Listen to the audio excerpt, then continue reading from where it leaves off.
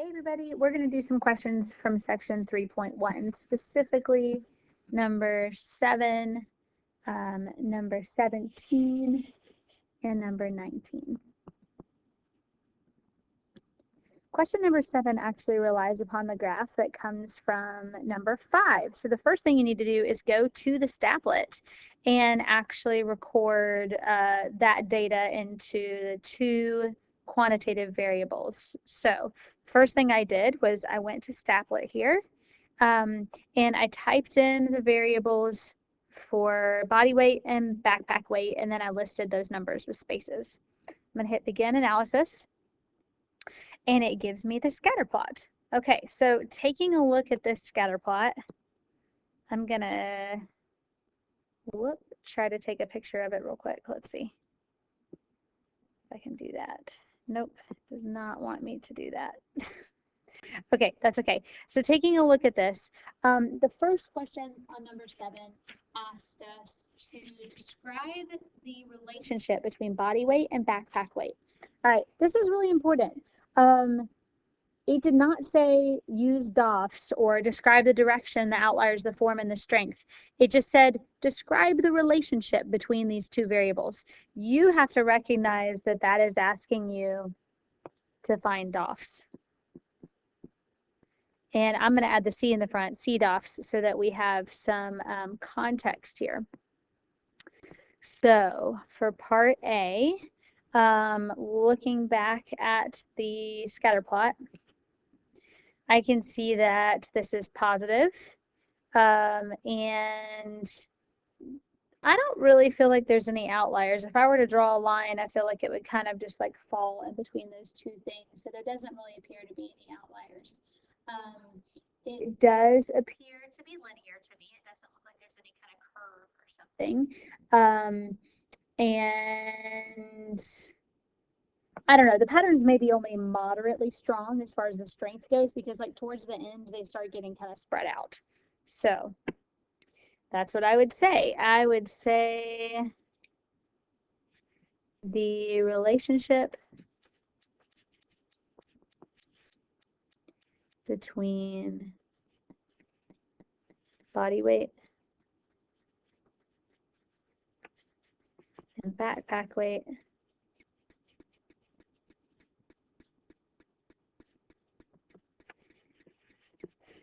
is a positive, moderately strong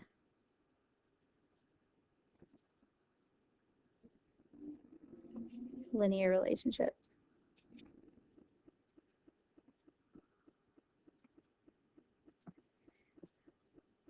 There do not appear to be any outliers.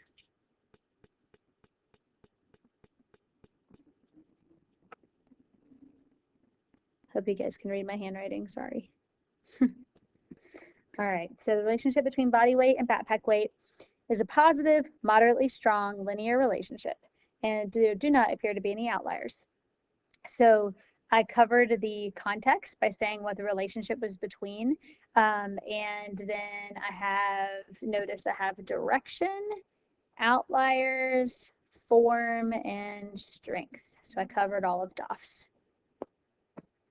For part B, one of the hikers is possibly an outlier. Identify the body weight and the backpack weight for this hiker. How does this hiker affect the form of the association? So the biggest thing is, I'm going to go back to my graph so we can take a look at it. I think that the hiker that's at 187, which is this far point over here, it almost like it pulls the association or makes the association weaker. If it had been up a little bit higher, then it would have fallen in the line a little better. And so basically the hiker with the body weight of 187 and the pack weight of 30 pounds appears like it could be an outlier. This hiker makes the form appear to be non-linear. For the weights. So notice like above 140, those 3 points don't really appear to be linear, and it's kind of like that fault, the fault of the 187 point. So for part B, I would say 187.30 because it's outside the linear trend.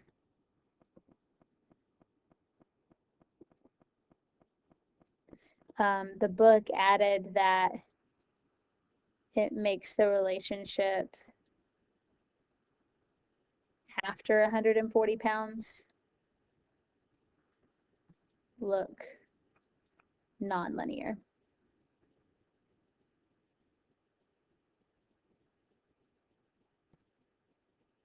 Next up, number 17. This is a good one, and I'm really glad some of you guys asked me this question because there is a question on your test that is a multiple choice that kind of reminds me of this one. So what's wrong in each of these cases? This is all stuff about R, which is the correlation coefficient.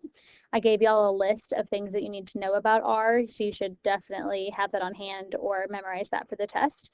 The first thing, there is a high correlation between the gender of American workers and their income. Okay, so right away, that's a problem. Because gender is categorical. And I can't do a scatter plot with something that's categorical.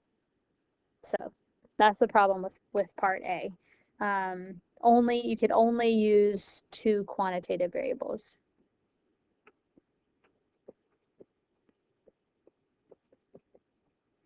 Part B says we found a high correlation, 1.09, between the students' ratings of faculty teaching and ratings made by other faculty members. Okay, that's a problem because R is greater than 1, and R cannot be greater than 1. Okay, so that's pretty simple. For part C, the correlation between planting rate and yield of corn was found to be R equals 0.23 bushel. Okay, if they had just said R equals 0.23, that would have been totally fine. The problem is with bushel. R does not have units. So it shouldn't say like, you know, bushel per yard or anything, inches, miles per hour or dollars or anything. Like there just should be no units for R. Okay, last one. I'm going to go ahead and apologize for this one because part B was rough. But let's start with part A. We have this whole big long thing. You have to read it to see this thing about this extinct bird. There's only 6 fossil specimens that are known. They vary in size greatly. So some people think that different species rather than individuals, that they're different species instead of all from the same one. So we look at it, and some are younger than others. So here it mentions that there should be a positive linear relationship from all the individuals. So if this is a positive linear relationship, then we would think that this is all these bones come from the same species, and an outlier would indicate it's a different species. So here's the data. I had to go to Staplet again. This time I'm here with femur and humerus, and I'm going to hit begin analysis. And look, that's really nice. I mean, we have that one tiny little bone all the way to the left, but it's actually still in the line. So for part A, I would definitely say that this is fine. You know, like this appears to be all from the same species because they have, it's a positive linear relationship. So say yes. Sorry, not from a different species. And really, if I was writing complete sentences, I would say like there is a positive linear relationship. So these should not be from a different species. Okay, here's the rough thing for part B. It asks you to use a formula to find R, which you are never going to do in real life or for this class. This is what the formula looks like. And it is kind of nice to know where it comes from.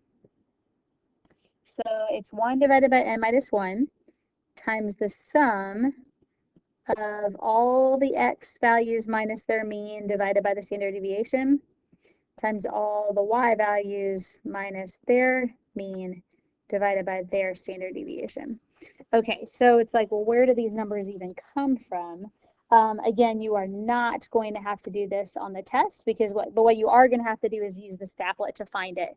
So if I go back to the Stapplet, here we go, and scroll down, there is an option to calculate the least squared regression line, and it gives me and I can calculate the correlation, and there it is, 0.994. Like, it just gives it to you. You definitely need to be able to do that on the test, either with a Stapplet or with your calculator.